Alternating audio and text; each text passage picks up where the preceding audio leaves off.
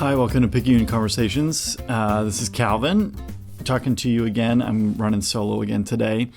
I want to talk today just a little bit about couples relationships and an aspect of something that happens often in conflict. And I want to make clear that this problem that we're going to discuss, I think in many ways my profession, and I will include myself as part of the responsible group here, we're responsible for this problem. I think that very understandably there is this difficulty that people have when approaching how do we have conflict as a couple. And rightfully so. We, people in my profession, myself included, have focused a lot on how it is that we express things. If you're a therapist, you probably have heard in couples counseling workshops or trainings things about softening our approach. Let's just stick with that for a second. Softening approaches, and focusing on tone of voice and how we communicate things and how do we use a tuned language and all this. By the way, I am in favor of all these things. I am by no means saying that we need harder, approaches or bids for connection. Soft approaches are lovely and wonderful. But here's, I think, where it gets a little wonky, is that I think that sometimes there is such an emphasis on saying things the right way that what we do is we offer people an excuse to not pay attention to what is being said. Meaning, our partner or our spouse comes to us and they have a complaint of some kind. And yet, let's say that they are not particularly soft about it. Let's put out of view something like verbal abuse, where it is just so aggressive and demeaning and insulting. Let's put that to the side, okay? And let's say that without being insulting, demeaning, aggressive, violent, nothing like that, it's really harsh how they come at us. Their voice is a little bit raised. Again, maybe they're not screaming at us, but their volume is a little bit high. They are using you statements. They are not attuned. They are not particularly regulated. They're whatever. Okay, but they're bringing to us a complaint. Well, here's something that people in my profession have inadvertently, or I don't know, maybe on purpose, trained people to do, and that is to ignore everything that is being said by that person until they say it in just the right way. And here's where I think this is really a problem, okay, is that when we focus so much on the way in which things are being said, we create an incredibly high bar for entry to be heard and to be understood within the context of a relationship. And this is anti-intimacy. Also, often these ideas of softening approaches and things, they come up a lot in attachment-based research, which is, again, I am a huge fan of attachment-based research. No problem there. Love this stuff. It's fantastic. But here's, I want us to think about attachment for a second. And I want us to think about, often when we're talking about attachment, we think about between a parent and a young child, often a mother and a young child. And I want us to recognize something, that young children do not do a good job of softening approaches. Okay, just straight out of the womb, the only tool that they have is screaming bloody murder. They literally will torture you, okay, with the sounds that they make. They will torture you until you attend to them. They're not soft in their approaches. They throw tantrums. They throw themselves on the floor. They kick. They scream. They accuse you of things. You're ruining my life. On and on and on. And we recognize that as a parent, we still have a responsibility not to nitpick the way in which they are expressing these things, but to attune to and be responsive and hear and understand what is going on in what they're expressing. Now, I am not suggesting by any means that we should expect let's say a 35-year-old partner to have the articulation skills of an infant. Of course, it is reasonable to expect a little bit more regulation and articulation and maturity from a 35-year-old partner. Of course, that is true. But there's still a principle nestled inside of here, which is this. You can still attune to somebody who is approaching you not softly. And so oftentimes what I see happening in couples relationships, and this would be as true in mine as anybody's, or my friendships, my business partnerships, intimate relationships, all these kinds of things, there is this tendency it's almost as though we do what Terry Real calls utilizing the language of recovery in service of our pathology. And here's what I mean by that, is that we know that always and never are not particularly helpful in problem solving in a couple's relationship. We understand that you statements are less preferable than I statements. We understand that using a lower tone of voice is better. Again, agree with all of this. But then we weaponize those things and take that knowledge and turn it into a shield in which we say, I don't have to listen to you because you're not saying it the right way. Whatever it is that you are trying to communicate to me, I don't have to pay attention to it at all. I don't have to attend to it. I can just plug my ears and act as though I can't hear you. I can't hear you until you meet my standard for saying this the right way. Listen, there's a level to which we all do this. I think particularly in a highly therapized culture, this is a very common thing. And I think we need to take some responsibility for it. To go back to Terry Real for a moment, Terry Real, I think he said something really challenging. I wish I could point you in the specific direction of the video or audio where I heard him say this, but he is just talking about his interactions with his wife and just speaking for himself. Okay, and this is part of what I like about Terry Real and his work. By the way, if you don't know about Terry Real, he's got amazing stuff out there on couples relationships.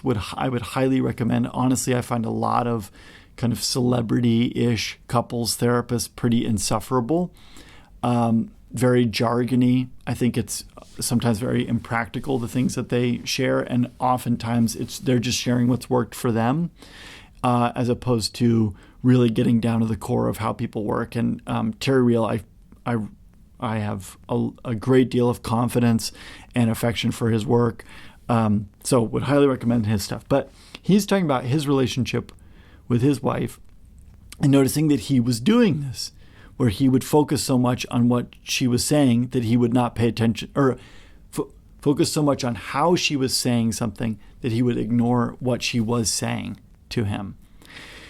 And again, this is not an either or question, okay? I'm not saying that we need to abandon all efforts to improve the way in which we communicate things. Of course, we need to work on that. Tone of voice does matter. Regulation does matter. I statements are preferable to you statements, etc.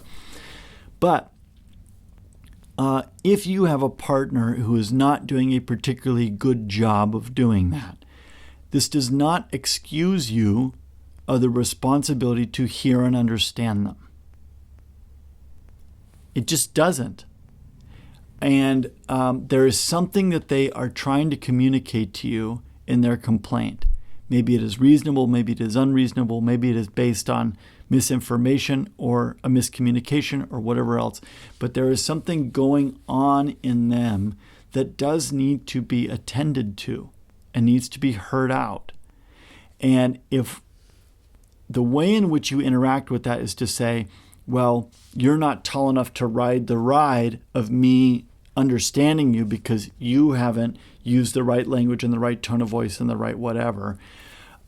This is a barrier to intimacy.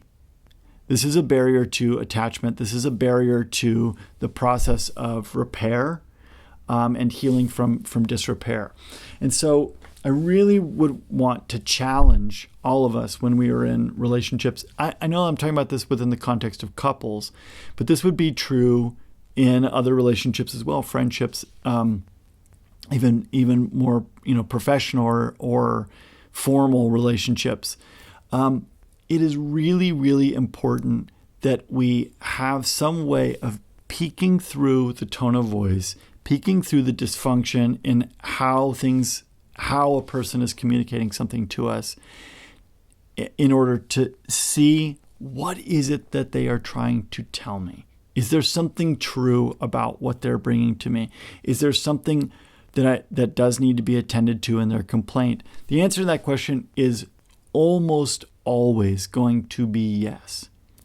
I mean, I'm even struggling to think of an exception to that, but I'm open to the possibility that there might be one out there. Generally, though, there is something that needs to be attended to and heard and listened to. Is this fair? Not really. It's not really fair for the burden of understanding to fall on somebody who is being communicated to in a relatively ineffective and unhealthy way. I'm not saying that that's fair. I am saying that to obsess over fairness in a relationship is a recipe for disaster. It is a recipe for resentment, for rigid, impermeable, I hesitate to call them boundaries because they're really not boundaries. It's just walls between people. It leads to a great deal of discouragement because there's this feeling of you have to say it exactly the right way in order to be heard. And so there's not a lot of room for imperfection. There's a lot that is damaging about this way of thinking about communication when it comes to relationships. And so I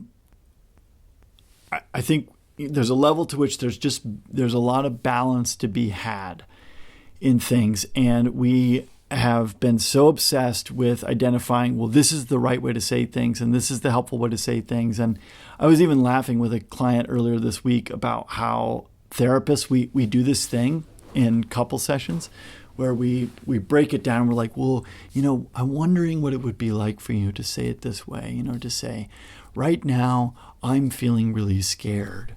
And when you did this, I felt so vulnerable, and it reminded me of when my father used to put me down, and so I got into fight or flight mode, and I withdrew into my turtle shell or whatever, and we go on this very by the way, accurate monologue about here's the right way to say it, and it's all vulnerable, and it's of course very beautifully articulated and clear and with nice tight metaphors and all of our therapeutic jargon sprinkled in there.